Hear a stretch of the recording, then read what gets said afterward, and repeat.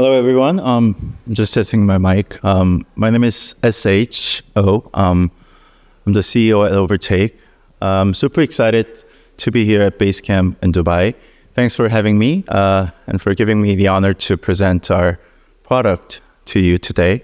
So at Overtake, we're building a peer-to-peer marketplace where gamers can trade their gaming assets, items, game accounts, and currencies outside of the game. And today I want to share how we're making that happen with Sui's technology and decentralized SEX, giving players real ownership and secure on-chain settlement.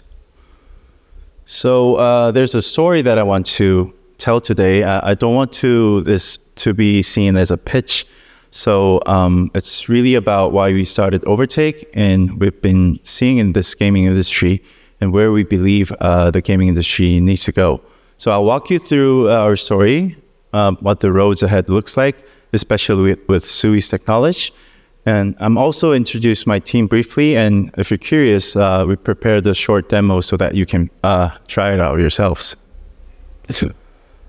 So yeah, I'm the CEO at Overtake, but at the same time, I was a hardcore gamer, one of the best warlocks in the World of Warcraft.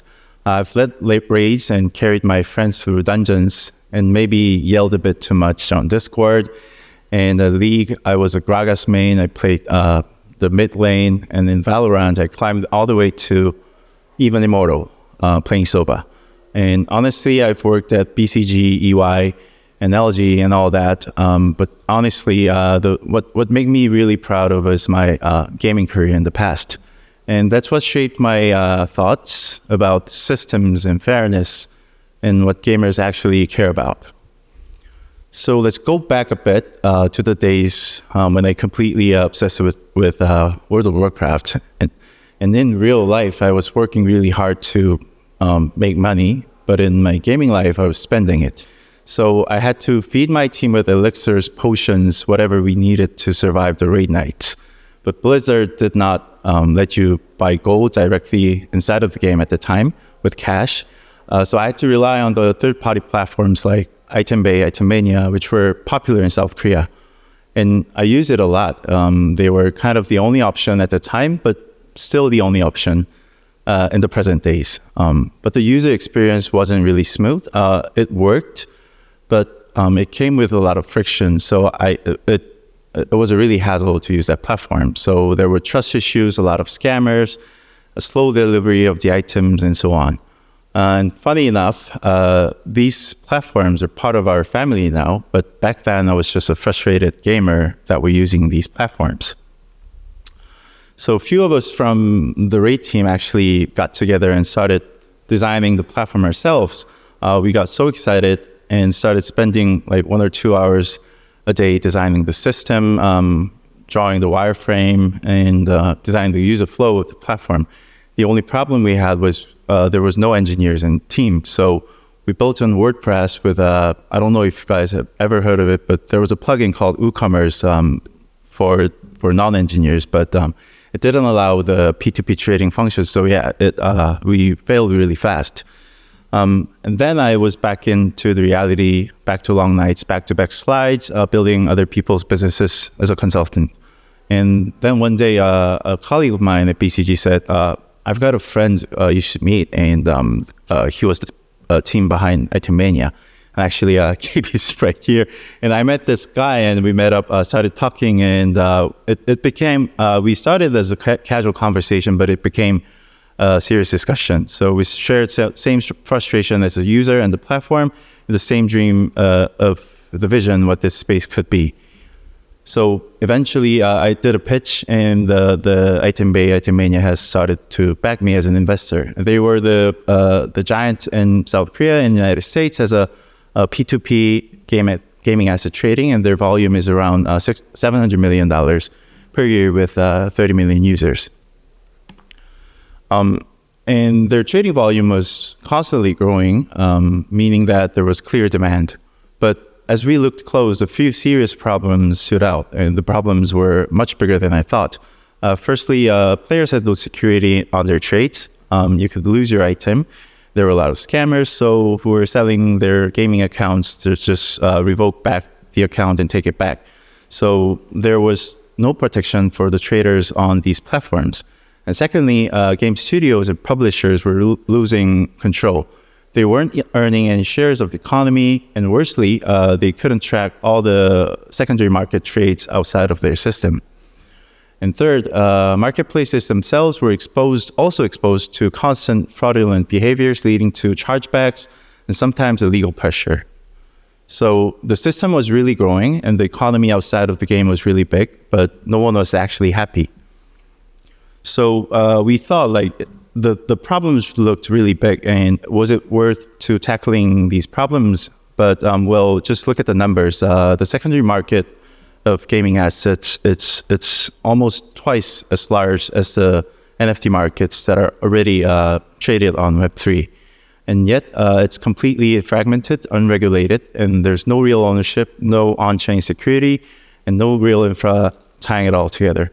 And I wrote this slide actually last November, and I searched on CoinMarketCap today, and NFT markets net asset value is $2 billion right now. So it's actually, I don't know, like 25 to 30 times bigger than the NFT market at the moment. And we think if we are able to solve a small part of the problem, we're unlocking one of the biggest hidden markets in gaming economy. So we came up with an idea to get back all the control of the transactions and to materialize the value of the secondary markets outside of the game, and to redistribute to the people who actually create it, which are the players, traders, gamers, publishers, and the community of the games. And I'm gonna show you a concept video of what we're building and our journey ahead. So these are the roadmaps that we're planning, and I want to describe our roadmap in acts, different acts. So recently I watched a keynote of Anthropic, and they was introducing their plans in acts like a play, and my team was really inspired by it. So we are thinking of our journeys as like a story. So the first step is to decentralize all the trades and transactions, and then we work with the game studios and publishers to verify those transactions and authorize those trades. That's our second act. And thirdly, we want to spread the system, embedding it deeply into the games itself, so the game the internally can support these kind of trades. So the Act 1 will focus on providing secure peer-to-peer trading through smart contracts and multi-sig logic. I'll explain that later. And Act 2 will enable game studios to authorize the in-game assets that are actually in Web 2. And finally, we will provide APIs and SDKs so that the games can natively support crypto trading through your wallets. I'll walk you through the short concept video, and the first one will be about Act 1. So let's say a buyer purchases an item. The payment doesn't go straight to the seller. It's locked up in escrow. And if the seller delivers the item to the buyer in game, the parties will agree to the multi-sig contract so that the money will be dispersed to the sellers. But if something goes wrong, if there's a dispute between the buyer and seller, Overtake can step in and we can resolve the dispute by favoring one side based on the evidence. So we're building a multi-sig escrow service for the peer-to-peer trading of the digital assets. And the second act is all about linking these transactions directly to the game studios. So let's say a seller wants to sell an item in-game. The process actually starts in-game. And the item goes to the marketplace and get listed to the marketplace. And when the buyer purchases the item is transferred directly to the buyer's inventory, like that. So there are two main points in Act 2. And the money that is wired from buyer and seller will be distributed to the publishers and all engaged parties. So there are two main points in Act 2.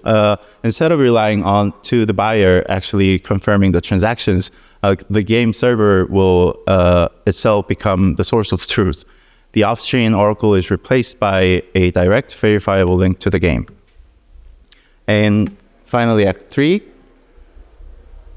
So everything I just described, the trading logic, escrow flows, and game linking, these kind of features will be supported with SDKs and APIs. So if Anthony wants to sell his gaming account, the gaming account is wrapped and minted as an NFT. And if a game publisher is to do a balance patch to the games, it will automatically update the stats of the NFTs. And we will also provide to the game publishers or game studios the trading SDKs or APIs so that the actual crypto trading and payment rails will be implemented inside the game. So why did we choose Sui for this? For us, the most important thing was long-term alignment, not just in tech, but in vision. So we wanted to build with a chain that shares our belief in real ownership, scalable infrastructure, and seamless user experience. And Sui had exactly what we needed, both the tools that we need right now, but also the tools that we are planning to require to build our platform in the future. So Sui wasn't just ready, but they were already thinking of what we might need in the near future. So for example, like as you all know, there is ZK login. It's a it's a popular feature that Sui has been has launched like past 2-3 years ago. But this isn't just a new idea, and we all know that Web2 users need a frictionless onboarding to Web3. And you've probably seen tons of services that provide account abstraction wallets. And honestly, I've never understood what the hype was about. So for us, it's really simple. So users shouldn't even feel like they are using the wallet, and they shouldn't just log in and the wallet should work. So surprisingly, there aren't many mainnets or services that actually provides the users the Web2 level experience. And that's why ZK logins on Sui really stood out. And with this, we can onboard 30 million existing users of our Web2 platforms without any friction. Yes. And then there's kiosk and nested NFTs. So I showed you in Aiden's case. So if the gaming accounts are holding multiple gaming assets inside their inventories, and we are aiming to provide account trading or character trading services on our platform. So a nested NFT feature is a necessity for us.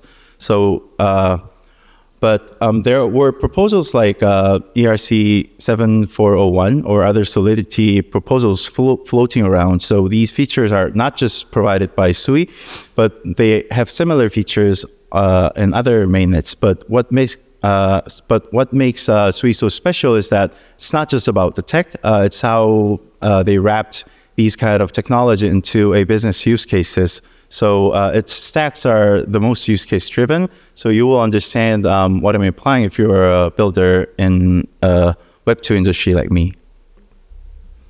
And lastly, we want to mention about P2P tunnel. I know that it's still under research, but this is how we enable even complex off-chain transactions, trades, rental services to be securely recorded on-chain. And assets get locked, interacts instantly, and final outcomes are verified and settled trustfully on-chain. So in other words, we can now build real-time in-game commerce that actually feels like the part of the gaming economy inside the game. This is very much related to our Act 3, and everything we were planning, Sui has already been developing, and I think this feature will come out aligned with our product's progress. And this is our team. We're a small crew of 18 members. We move really fast and we deliver. And we've worked really long enough, like 3 to 5 years as a team, to understand how to get things done. And our background span from BCG, Kakao Pay, player auctions, and electronic arts. And we understand both Web2 scale, and we have vast experience in also Web3. So I'm confident to say that we're one of the best teams in South Korea. So before I wrap up, there's just one thing that I want to show you. We've prepared a limited demo so that you can actually try out a small part of our service. It's in testnet, and it's now in a really beta version, but I just wanted to show you our service. So you need to prepare something, and you need to be fast. So there's just one gift you can purchase from our marketplace, and you'll see the screen. Before you take the QR, you need to change your Slush wallet setting to testnet. I'll give you like 30 seconds if you can. You can go to your settings, and you need to change your network to testnet. And if you see the QR, you need to log in, and if you might not have your Sui ready on your wallet because it's testnet, so you can click on the yellow faucet button. So we will give out the free one Sui on testnet. So we have currently listed a Pokemon card. It's a physical one. I think the rarity is quite rare. So it's worth about $200 to $300 on eBay. And yeah, I'll go to the QR, and the fastest one will get the prize.